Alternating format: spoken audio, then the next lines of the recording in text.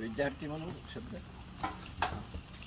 विद्यार्थी मित्रांनो, शेतात फिरत असताना हे एक वेगळ्या प्रकारचं गवत तुम्हाला याला तण म्हणून गवत जे उगवतं हे खरं गवत नाही आहे, हा नागरमोथा आहे. नागरमोथाचं वैशिष्ट्य हे असतं की इथे याला मुळावर मोठी गाठ असते आणि त्या जवळपास 6-7 गाठी असतात.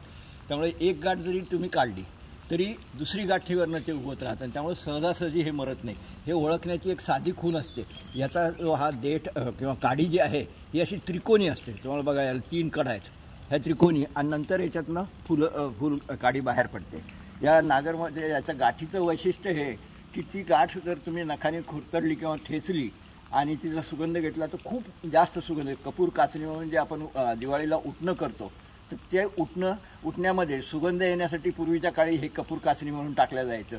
तर त्या सुगंधासाठी याचा वापर आहे. याला मारण्यासाठी किंवा शेतामध्ये याला कंट्रोल करण्यासाठी साधा उपाय राजगिरा म्हणून जी भाजी असते ते राजगिरा त्या भागात, कारण हे खूप असे त्याचे हेच तयार होतात, पॅचेस शेतात तयार होतात आणि एवढ्या गाठी खोजून काढायच्या अवघड जातं.